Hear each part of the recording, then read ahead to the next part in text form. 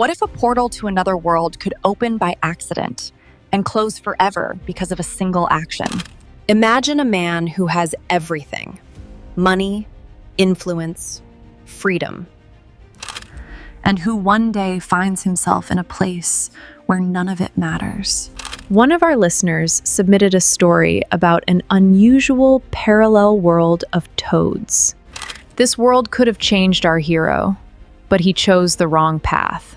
In this science fiction podcast, we examine the story of a man who gained access to the impossible and lost it forever. Welcome back to The Deep Dive. Today we're doing something a little different.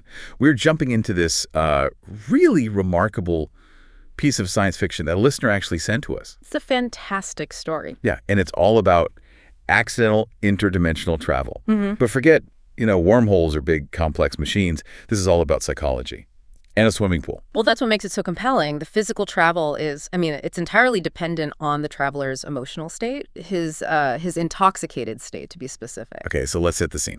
So the story centers on this man, a very wealthy man who has hit absolute rock bottom. His wife is leaving him. He's all alone in this giant empty house. Drinking heavily. And he's actually thinking about ending his life. This isn't just background detail. You have to understand this moment of just a profound vulnerability. It's the key. It's the first step. And that's the cliffhanger right at the start, really. You have this man on the edge of self-destruction, and he's standing next to his huge swimming pool. And the portal to another reality isn't some Stargate. It's just a dive into the water. And that's the core of what we're calling the pool portal paradox. The paradox being that the only way out, the only path to this potential transformation, it only opens up when you are fundamentally broken, when you're unguarded. So let's detail that first trip. He's drunk, he's distressed, and he dives into the pool. It's not a graceful dive, is it? No, not at all. It's desperate, it's uncontrolled. The source material even says he hits his head on the sidewall, blacks out for just a second. Wow. And that impact, that brief moment of unconsciousness mixed with the alcohol, that's the trigger. So he wakes up almost instantly. Instantly. He's still in the water, but everything else has changed. He's not in his chlorinated suburban pool anymore. He's in a cave, a grotto, and the water is this stunning, deep azure blue. And the air. The air is thick with the scent of flowers he's never smelled before. He pulls himself out of the water onto this little sandy island inside the cave. Okay, that is just incredibly disorienting. For most people, the immediate thought would be panic. Yeah. Or a brain injury. Right, but he's so impaired and so stunned that his mind just defaults to denial. He thinks it's a dream or maybe, a very vivid alcohol-fueled hallucination from hitting his head. So he's not scared. He's not scared in the way a sober person would be. The part of his brain that would be screaming danger is just offline. Okay, so let's talk about the mechanics here. The physics of the portal. He decides to go back. He does. He dives back into the cave water, and boom, he's instantly back in his own pool. And he tests it. Oh, yeah. He does it again and again. Cool. Multiple times, just to prove to himself that it's real. So what's the actual mechanism? Why his pool?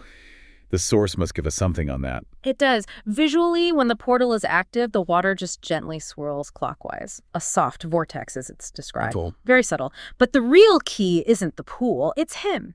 It's his mental state. The despair, the total lack of concentration, that's a combination to the lock. But wait, if he's that despairing, on the verge of suicide, he's already in a non-rational state. Is the alcohol providing something specific that the sadness alone doesn't? That is the perfect question. That's the nuance. If he were just sober and sad, his vigilance would kick in. His rational mind would see that swirl in the water and immediately try to analyze it to protect him from it. It would be on high alert. Exactly. And that alertness, that resistance, it would actually disrupt the portal. It would collapse it. The impairment from the alcohol lets him bypass that self-defense mechanism. He just kind of calmly falls into it. Because the part of his brain that's supposed to be afraid is switched off. Completely suppressed. The portal requires you to be passive, utterly unguarded. So now that we know the price of admission, what about the destination? We know it's a different dimension and a past parallel dimension. What does it even mean, past parallel? Well, it suggests a timeline that branched off from our own a very, very long time ago. It didn't just develop differently. It developed away from our path of, technology and materialism. So it's like a living museum of a different way to be? A different evolutionary path, yeah. And the inhabitants. They are a perfect reflection of that. They sound bizarre. They really do.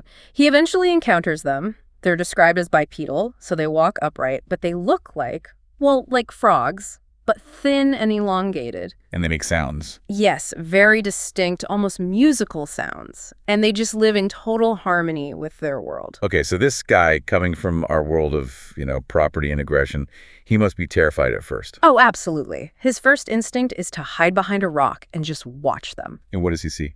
He sees that his fear is completely unnecessary. They're totally non-aggressive. They don't have weapons. They don't seem to have any concept of defense. They just radiate peace. So he comes out from behind the rock. He does. His curiosity finally wins. He stands up. And their reaction to him. This is the real turning point, isn't it? It's everything. They notice him right away. They walk over to him, not with any aggression, just pure curiosity. They touch him. They stroke his skin.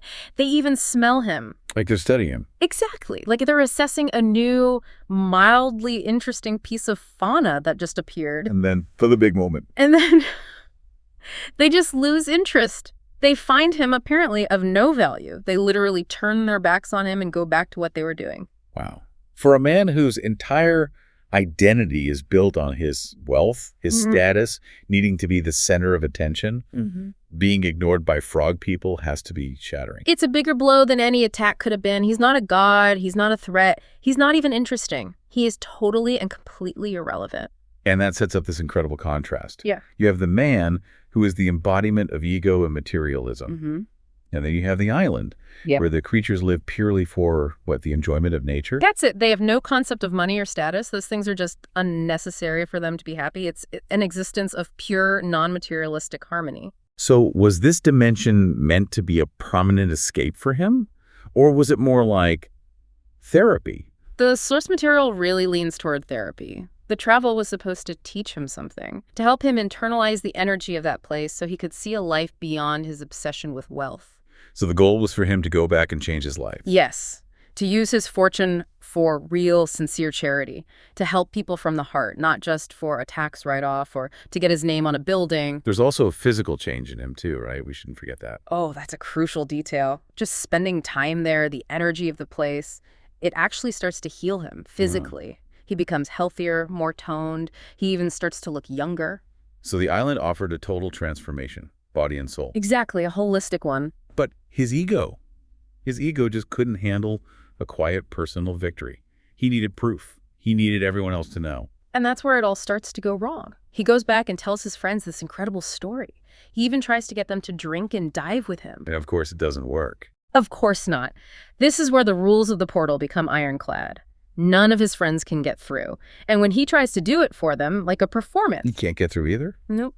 The second his motivation shifts from personal despair to external validation, the conditions are broken, the ego is back in the driver's seat. And his friends just mock him. They laugh at him, they call him crazy, and that younger, healthier appearance, they just dismiss it as, some bad cosmetic surgery. The pressure on him must have been immense. To have this incredible secret, this truth, and to be completely disbelieved. And that desperation, that need to prove them wrong, it leads him to make a fatal mistake. A truly violent act. He decides he needs to bring something back. Physical evidence. He resolves to bring back proof.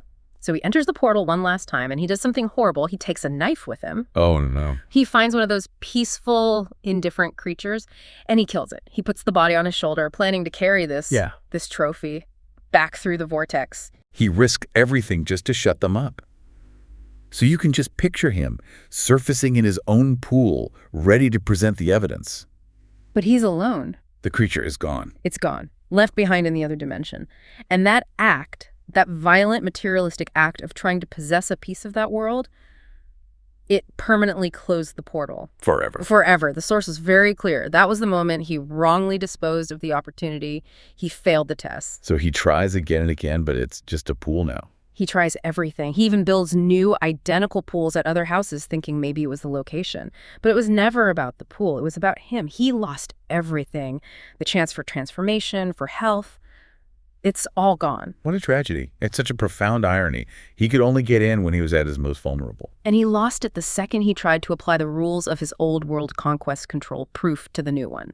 The portal wasn't just a door. It was a filter. It was designed to weed out exactly what he became again. So to just recap the core lesson here. Right.